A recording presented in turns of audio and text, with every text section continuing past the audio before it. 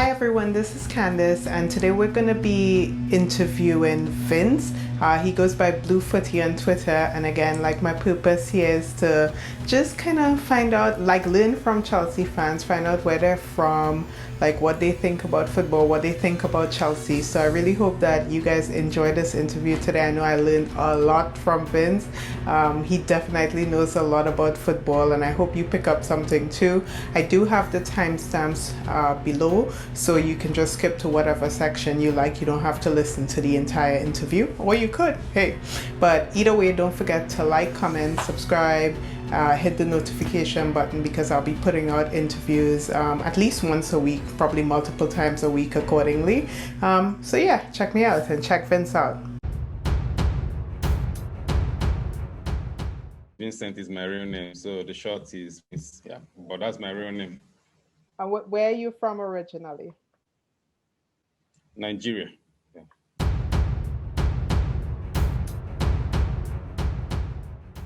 Well, it's a long story, but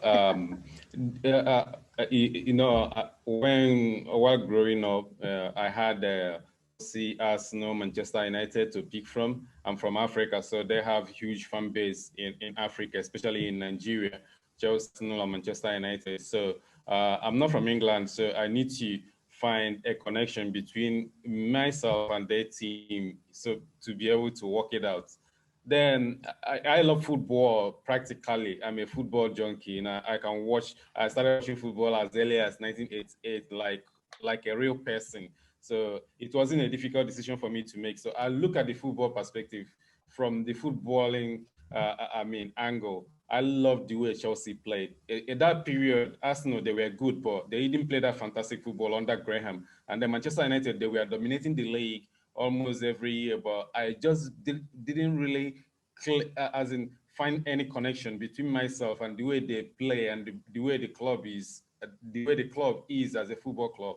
So it was a very, very difficult decision. But at the end of the day, I found the connection I was looking for at Chelsea. And at that time, 1997, I think they had a Nigerian international talking about Celestine Babayaro. So it was easier for me because at least I found a connection. I loved the club. I had a Nigerian playing there.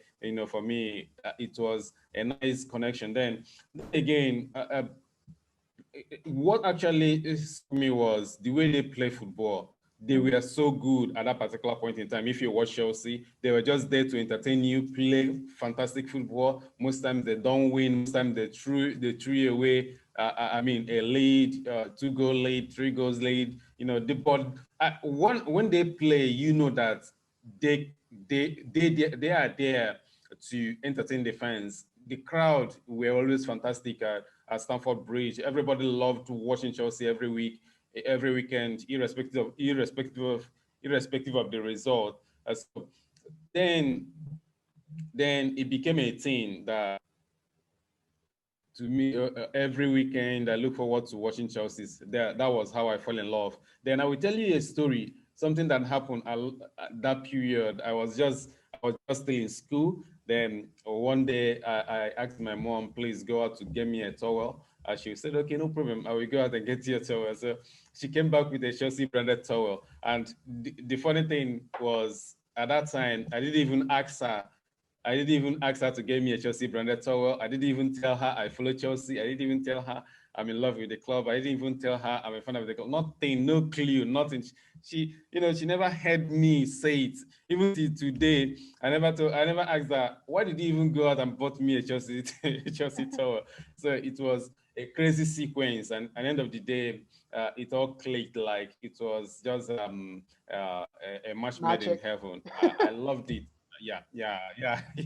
A match made in heaven, I call it. I loved it. I will never forget that story. I was like, what? What did you say? Like, it was crazy. And I had that towel for almost 10 years. I couldn't get rid of it. I was about to say you must have kept that towel forever. I kept it for a long time. I couldn't get rid of it because it meant a lot. Yeah. So I noticed that like from your tweets that it's like you analyze football really, really well. Are you kind of really into like good playing, beautiful football? I'm guessing you hated what Jose Mourinho did yesterday with with Tottenham Yes. because I mean they were just blocking the whole goal the whole time. It wasn't beautiful football. So I Yes. guess you value like good football. Yeah, you follow me. You know that some people feel that I really do not like Jose Mourinho, but that's not the truth. He was a fantastic manager. The first time I took notice of Jose Mourinho and fell in love with him was UEFA Cup final against Celtic. It was a very, very tactical match against Martin O'Neill's Celtic. It was one hell of a match, tactically outstanding match. If you love football and the tactics behind football, then that match was something else. But I felt that he was a very, very tactical manager, very, very good manager. And I fell in love with him. I loved him as a manager, as a tactical manager. But then, I didn't like, what I don't like about him is the way that he sees football like you win all the time, you must win. And he forgets about the fans aspect of football and also the trauma that comes with losing football or playing badly and then win 1-0, 1-0 or 0-0, that kind of a thing. No, he forgets that he wants to win all the time. So that's the only thing I don't like about him, and I criticize him a lot because of that. But as a man, as a tactician, as a manager, as a coach, he's fantastic. And I always say that he's one of the best coaches. In fact, he is the best coach so far Chelsea ever had. So, but at the end of the day, his resume, his understanding, I mean, the way he values football and what football is all about is the reverse, the way I value football and what football is all about. So that's where the clash comes in. So, like you said, it was not a beautiful match yesterday. It was what I expected from Jose Mourinho. But at the end of the day, I expected Chelsea also to do better. But unfortunately, we didn't. I had that luck to Right. score a goal or two that we deserved, and then we deserved to win that match. Do That's you think obvious. We deserved to win that match. do you think that Tammy has to do better when it comes to like being able to hold up the ball and then using his head? Because I definitely don't think he's as strong as Giroud with his head. Yes, it comes with his physical stature. He's a long guy. He's a tall guy. When you are tall, you need to have balance, a lot of balance, and it comes with upper body strength. At the moment, he's lacking upper body strength, and you can see that he's trying to do something. But at the end of the day, you can only give what you have. You can't give what you do not have. So I expect him now to go back maybe to the gym or maybe to have a kind of diet to build up that upper body strength like Lukaku did. Lukaku had it, but Lukaku at the end of the day, it was like he was blowing up, like, having more than he should have, that kind of a thing. But the essence that Lukaku has is what Tammy needs.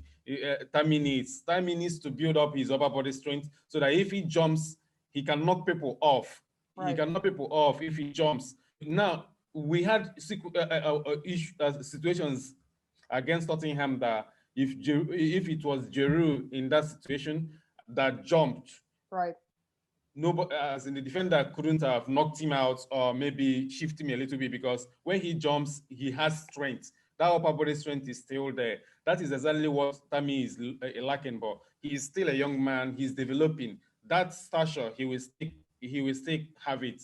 It will still come to him. It's all about maybe a year or two. He will get back. He will get that. We have to understand that everything has time. I remember the drawback. First year and second year at Chelsea, he didn't do fantastically well, but all of a sudden he blew up. But that time, social media wasn't on top of the world at that time, but people now forgot that he wasn't that fantastic at the beginning. This is Right. Tammy's second year as a Premier League player.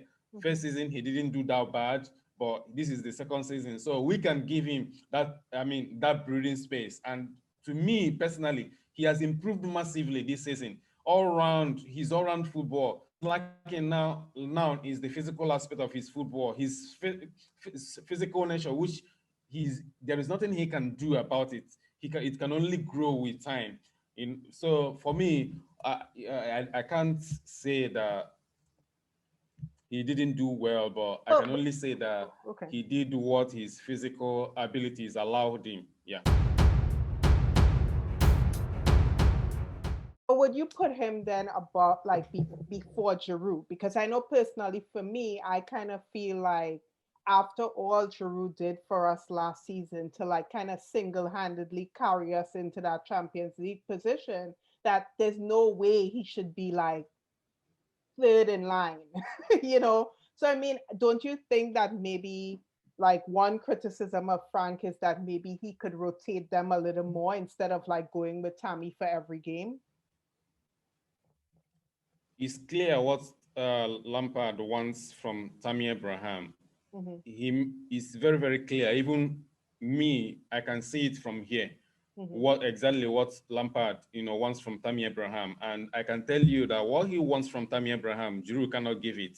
First and Mm. foremost, Tammy presses like a madman. He runs from left, Yeah, right, chasing that's true. people, That's true. from, yeah. When you chase people like that, the defenders, they won't be able to build up play. Most times they will just rush the ball, like throw it up, and you will take back a possession and then continue your football. That is the reason why people say you defend from the front, because when you defend from the front, you force opposition to make mistakes. You force them to change their style. They can't build up. They will have to go long. And when you go long, it's 50-50. You can win it. They can win it. You can win the second ball. They can win the second ball. So that is exactly the job he's doing. And secondly, he runs channel better than Giroud. Mm. Giroud is more of a static striker. You give him the ball, he hold it up and give it to the next guy. He is. Yeah, he's not. Tammy is not that kind of striker. Tammy can see space. He can run into that space immediately. And he has the strength to cover a lot of ground. I don't know the statistics, but if you look at Tammy's statistics, as Tammy stats, like he can cover something like 12,000 kilometers in a match. But Giroud can cover something like 11.5 or 11,000 kilometers in a match. So those things, coaches, they do value those stats. They Right. want legs, and legs is the only way you can defend. If you don't have legs, you can't defend. If you have people who run less than 11,000, 11 players who run less than 11,000 kilometers per match, then at the end of the day, if you put it together, it means that you are playing with one man less, 10 players, Yeah. and you're going to suffer for it. So those things matter. So that's why I said I understand why Lampard is playing Abraham Tammy ahead of over Giroud Giroud. at the moment. At the moment, and he's giving him what he wants. Forget about against Tottenham. Everybody has an off day. Even Giroud has an off day. Yeah. So for me, it means nothing. He deserves to play ahead of Giroud at the moment. But like you said, you made a good point. Why not rotate them often, more than he's doing? Yeah. So that is, I guess that's his Lampard to preference. decide. Yeah, I Yeah. guess his preference as a manager, right? I Yeah. saw your one of your tweets earlier today, and it was about football fans having unrealistic expectations. Do you think that some Yeah. Chelsea fans are just too unrealistic? They expect us to win every game, and as soon as we don't win a game, it's like Lampard out. Is normal. It's normal, and it's not just Chelsea football fans. It's football fans all over the world. One thing we do not remember that is most of the fans that you see on social media are young people. They don't have that mentality to understand that things don't work the way they want all the time. Yeah, they don't think that way, and you have to value the way they think as well. But at times I get like angry. Before I tweeted that, yeah, I saw a lot of criticisms like we should have won that match, that we played so bad and all that and all that. I was like, what is all this nonsense? Yeah, Because it yeah. shouldn't be. Nobody should watch that match. Yeah, yeah, nobody should watch that match and say we didn't do our best. That I said yesterday, I even tweeted yesterday, I said, this is what we had to do, because against Tottenham, they are a team that plays on the counter a lot. If you play like a fast passing, you want to break the line immediate fast, you break the line and play a lot of careless passes, and you don't play careless passes against a very good counter-attacking team. One mistake, one turnover, you are in trouble. So every pass, you have to be careful. You have to know that you must complete this pass. Don't turn it over. You are, especially against a team like Tottenham. So I expected that slow passing and build up. I expected it. And the way we created our chances very, very, calculated. Like we took our time to create our chances. Like we moved it in a safe way to the wings to cross, not to build through the middle and turn the ball over. You know, if you listen to Lampard after the game, he said, "Our game plan, we executed it. We played the way we wanted to play." Right. Mm-hmm. The only thing that was missing was the goals. But we played the way we wanted to play, and because of that, Tottenham didn't have a lot of opportunities on the counter. Right. Well, Kane and Wasn't Son there. did nothing in the end. Yeah, Son wasn't there. They didn't have opportunities on the counter like they did against Manchester City. So that's the difference. So I expected exactly that particular, sequence so many times, because I knew for us to play like very fast and then turn the ball over is going to be very, very bad for us. Is to our own detriment. Is not good for us. So I expected exactly that. The way that match was played, that was the way, I thought it in my head. Right. I think we could have won it, but I wouldn't criticize the team. I really think that, like you said, they executed the game plan. I mean, yes, the few opportunities we got, it could have gone in. Run offside. He could have slowed his run a little bit, but I wouldn't criticize them for yesterday at all.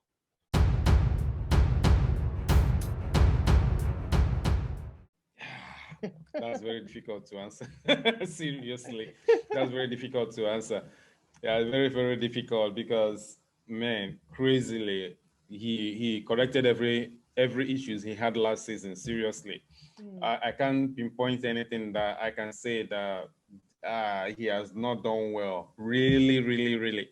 If I want to rate him now, I will give him just 95%. So just close to 100%, because he has done amazingly well. He has solved the defensive issues, the balance issues, the attacking issues, everything. I don't know really. It's very hard to pin anything and say the only thing I can pin is rotation. I think we need to rotate players a little bit more. But at the end of the day, I kind of understand him a little bit, because if when you are building a team, you are looking for more combinations, you are looking for players to know themselves very well, understand their movements and all that, especially when you sign, 6 players in a window. So I kind of understand him, but I think that it's high time we have a big squad that we rotate a little bit more, because the season is long. People can actually, we are third, lad, we want to win. We are just 10 matches into the season, just 10 into the season. We have 28 to go. 28 is just one quarter gone. So there are a lot of football to be played, and those football that are played during the tough season, tough period like the December period, that's where you make your points. Teams will still drop a lot of points. So I think that the only criticism is, I mean, changing players a little bit, like we pointed out earlier, Giroud playing more to help Tammy Abraham. I mean, in a little bit.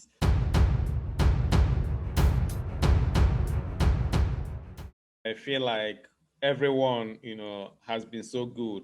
The only signing that I didn't like fight for, on Twitter was Havertz, but I had my reasons then. I said, if we are going to buy Havertz and we're not going to buy a central defender, then forget about Havertz, get a central defender, because at the end of the day, attacking players don't win titles. They don't make a team better. They only score you goals. Defense give you the platform to perform better and then allow the attacking players to score goals that are meaningful.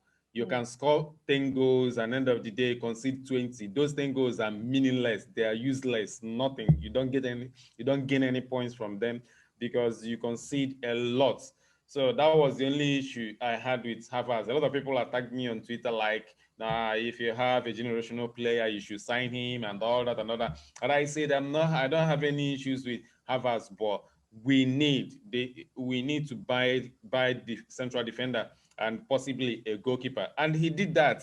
Right. So I had no issues with all the players. Yeah. At the end of the day, everybody turned up. And it's so amazing because you hardly buy 6 players and all of them succeed. And right.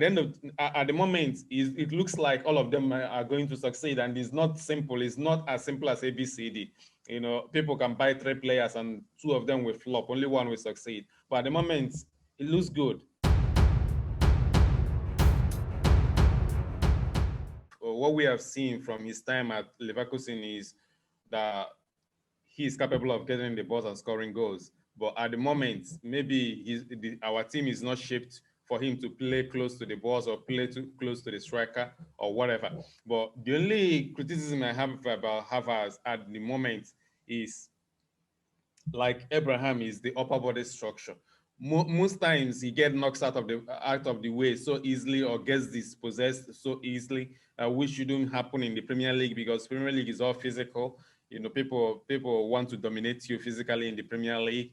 You know, so apart from that, you know, he has played well, but the physical nature of the Premier League is still a struggle for him. So he's still trying to grasp the way the Premier League players attack players in the Premier League, and it has been an issue since we signed him. But I think he's going to get used to that before the end of the season, and next season we see the best of us. Once he gets used to that, what he can do with the ball is never in question. It's all about adaptation. Yeah, trying to understand the way players challenge players in the Premier League is very difficult for young players to come from a different league to Premier League. It's very, very difficult. So I do know for sure that he will come good. His talent is never in question. What he can do with the ball is never in question, like I said earlier. So the physical aspect of his game, he will get it right. He will grow. He's still 21, so he can still grow muscles and then become better. But I think that next season will be the starting point for Havertz. Not even this season. This season is just trying to scratch the surface a little.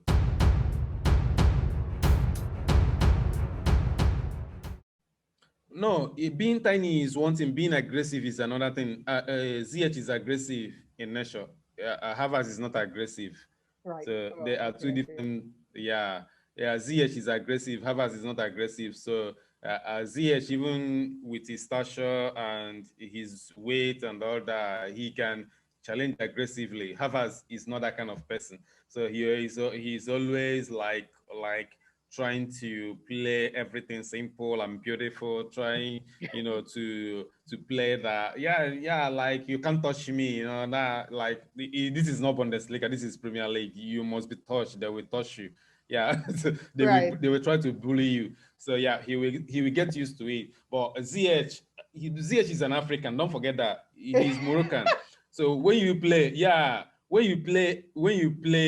in Africa, when he plays for his country, Morocco, against the likes of Senegal, the likes of Nigeria, the likes of Ghana, the likes of, the tough teams, the African football is not easy to play. Is 2 times more physically, dominating than even the Premier League. If you can survive African football, physicality of the Premier League won't phase you. So right. I think Ziyech is too experienced. He has seen those things. He has formed his body to use his body the way it is, against the big guys. So I think that is where Havertz is lacking. That's what he needs to learn, how to use his tiny body, to challenge the big guys, to withstand them. He has a big frame. So it's all about using it, trying to add to it, and then understanding the physicality, the physical nature, and trying to use his own, style, maybe aggression, to counter the physical style in the Premier League.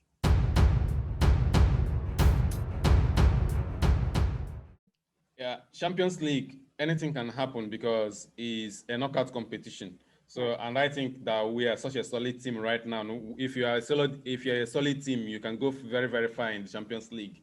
If you don't concede goals, you can go so far in the Champions League because it's a knockout competition. 1-0 home and away, you are into the next round. So, but in the league, a lot of things happen in the league. So, yeah, I really do not think that we can win the Premier League this season. I don't forecast us. I don't see us winning the Premier League this season. That does not mean that we cannot win the Premier League this season. Anything can happen. If we can keep everybody fit, we can win it. But that's the big question. Can we keep the key players fit? Because at the end of the day, we still have loopholes in the squad that if we miss one or two big players, important players, we are in trouble. If we miss Mendy, we are in trouble. If we miss Silva, we are in trouble. If we miss Chilwell, we are in trouble. So those are the key players. The defenders, those defenders, because the biggest issue we have is defending, which has been sorted right now. But it has been sorted with the first 11, not with the squad.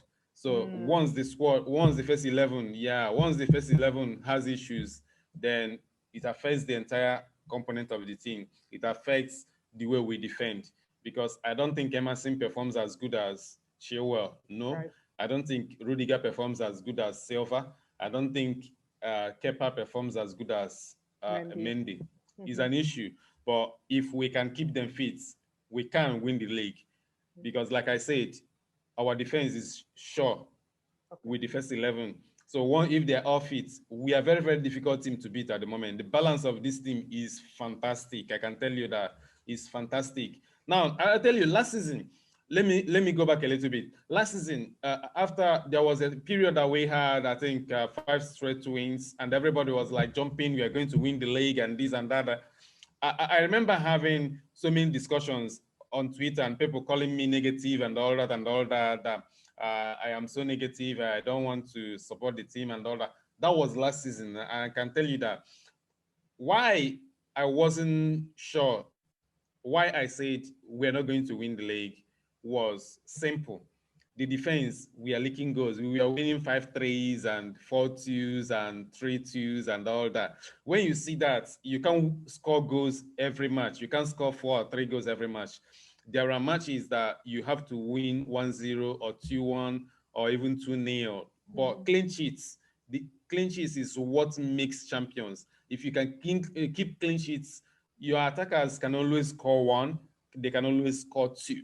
But once you are difficult to score against, you can win a league. League is a marathon. So that was the reason why I said we can win. We were not going to win the league last season because we were not keeping clean sheets. We were not defensively solid. That is not a defense to win the league.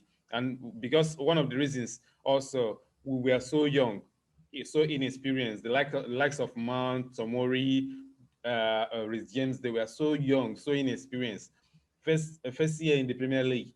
There is no magic in football. This is Premier League. This is not Eredivisie or Dutch League or Portuguese League or Turkish League. This is Premier League.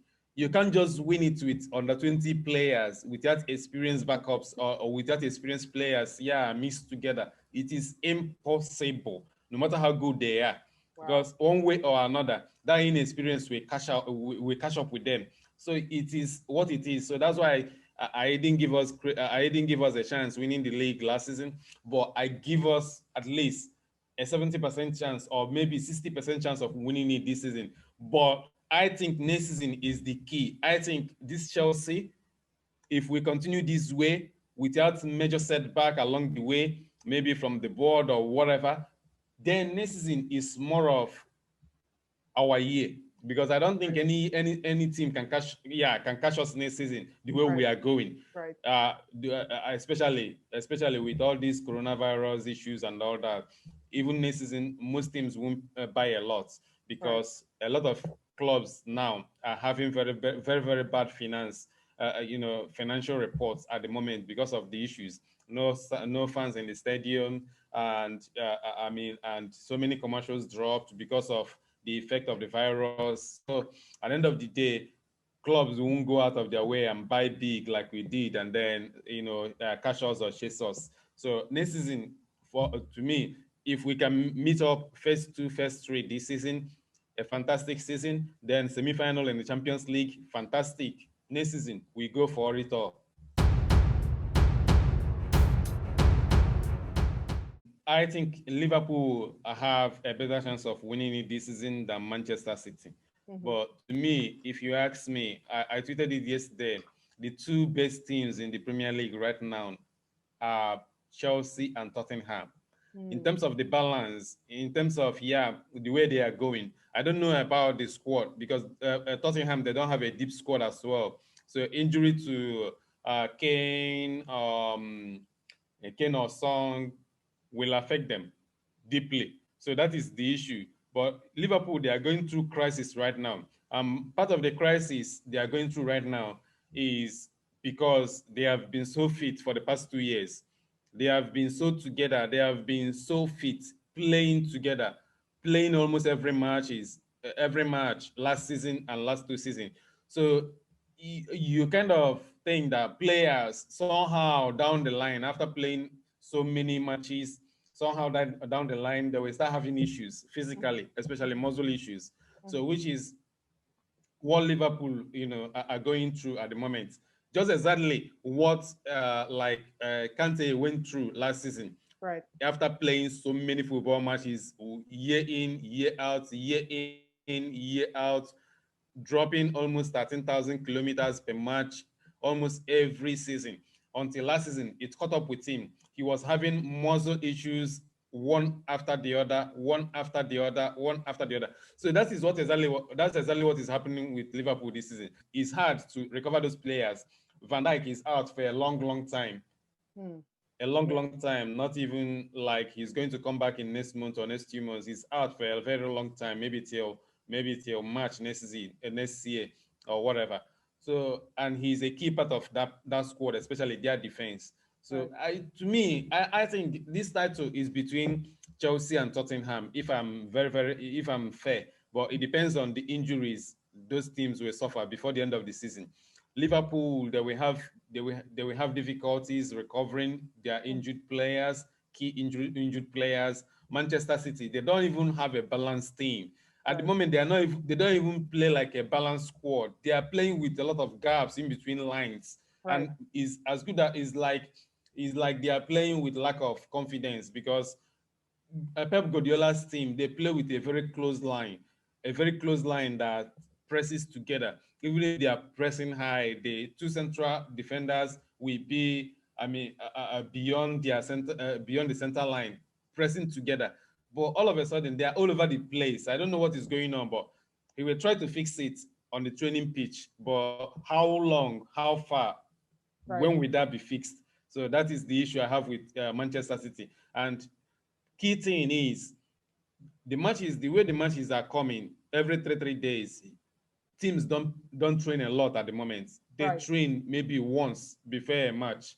So even if you have issues, you don't have time to fix it on the training pitch. So you try to fix it on paper and try to fix it in match situation. It's very, very difficult for coaches at the moment. So for me, I think the two teams that have got it right at the moment are Chelsea and Tottenham Hotspur.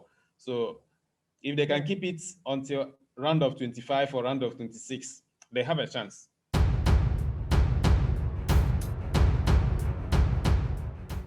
He has a point, but when everybody is doing the same thing, you don't have to complain. It's not like you are doing it, others are not doing it. Everybody is doing it is for the whole league. It's not for Liverpool alone. So, but he has a point. It's not healthy, but we all know it was going to happen because of because of the way last ended, the timing. They want to cut. They want to. Cutting the time that they lost last season. So everybody knew it was going to happen. I don't think he has to complain. He needs to complain. We all saw it. We knew. Even fans knew it was going to happen. So it's nothing new, and everybody is facing the same thing, playing every three days. It depends. If you don't have a deep squad, you will hurt more than the others. But at the end of the day, it is what it is. So that is why most most clubs now most coaches are fighting to have 5 substitutes back because it's very, very vital to keep players fresh like they do in the Champions League. You can sub 5 players in the second half and then keep the rest fresh. So maybe by January they will reverse that decision and then allow the managers to have their 5 substitutes back, and it will go a long way to help the managers in terms of keeping their players fresh during this crazy period. At times I feel like every Twitter we need to explain it for people to understand it and all that and all that. But I just love talking football. So, but Twitter is too messed up this time around that people don't even have time to reason with you. They only have time. They only have time to pick holes, from what you said, and then hit, start I hitting. know, Then I know. They come at you have on you, Twitter. They come at you like they're yeah. like. So yeah, I feel like some people enjoy it. Some people are only there to just pick holes and then hammer. But everything I tweet, I always think, and I have the reason why I tweet that. So I always have reason behind my tweets. But like you said, you don't have time to start writing all those long trends to explain yourself. You just tweet and then face another thing. If people want to cry, they can cry. So if you feel like you want to reply a few people who are fair in their judgment or in their interpretation of your tweets, fine. But for those who think that they can bully you on Twitter, they can go to hell. I don't really care. I created Blue Stand last year. Yeah, I've been on Twitter since I think I can't even remember. It's maybe 2015 or something like that. But I wasn't too active, so I think I started being active 2 years ago, something like that. But I created Blue Stand last year, because I feel that it is a platform for me to express myself a little bit better and also allow fans to air their views and express themselves a little bit better. And then also also post a few news and all that and all that. It's something I've always wanted to do for a long time. It's something I've always wanted to do. It's not for, I don't have anything attached, in my head when I created that, apart from getting the engagement, trying to express myself a little bit more, because at times I just feel a little bit tired of talking on Twitter because a lot of animosity there. It's a little bit crazy. Yeah, it's a little bit crazy at times. And one of the reasons is because most people, 60 or 50% of people on Twitter really do not understand football. They really do not understand football. They're just like, football fans that watch football and think that way. They don't understand anything that goes beyond football. For me, I had a football background, and I worked as a journalist, covering football for a long time, since Oh. 2005. Mm. So yeah, covering football since 2005, and I had a kind of opportunity being closer to the managers, to the coaches, trying to, because I have interest in football, so I do extra things like visiting training grounds, being around, chatting, joking, talking to players, talking to managers about different things that are not part of my job. But it's just because I love it, and they loved having me around, talking about those things, because they could see I also had, a good football head. So Mm-hmm. I picked a lot of things during that period. Mm. During that period. So when I talk, a lot of people like, who are you? You are nobody. You don't tell us what's that kind of a thing. But most times when I tweet about football, I tweet like I'm a manager, because I always see everything from a manager's perspective. Mm. Not many people see football that way, but I always interpret everything from the manager's perspective, because I always think, if this manager is in this situation, what is he going to do? What will he do? How is he going to address it? How is he going to handle it? That kind of thing. So that's the way I see football at times. So So at times when you see people jumping ship, thinking this, thinking that, no, I don't have to explain myself or maybe tell them where I get my knowledge from. But people always want to think that they can only believe you if they think you are authentic, if they think that you are somebody, if they think you are this, if they think you are that. They don't want to believe you because you are speaking facts. They don't want to No, believe I that mean, because I they will think feel, who are you? Yeah. They will actually think, who are funny you to tell them that? Yeah. funny enough about your tweets, I've always felt like if um it was obvious to me that you're very knowledgeable in football. So from my perspective, I always respected your tweets versus other people who I could tell was just kind of spewing out stuff. With yours, I felt like it was always like it was clear to me that there was a level of football understanding there. And I mean, I just feel like you said, there's a bunch of young people who just want to support. Well, they kind of they're bandwagonists, right? Because they support when we do well, Yes. and when we lose a game or we draw a game, because I started to see some of the criticisms coming out after yesterday, kind of just like you were saying earlier. I guess there's just a lot of bandwagonists, but I feel like people who truly love the sport, they can tell, okay, when he speaks, there's a lot of knowledge there, and there's a lot of in-depth knowledge, and there's kind of a tactical side of it. And I even like just now that you explained to me why Frank would pick Tammy over Giroud, because I personally couldn't see it. I felt, like I said, I felt like Yeah. there should have been a rotation, and I felt like, well, Giroud's hold-up play is way better. His heading is way better. He should get some play. But I liked how you Yes. you kind of broke it down there.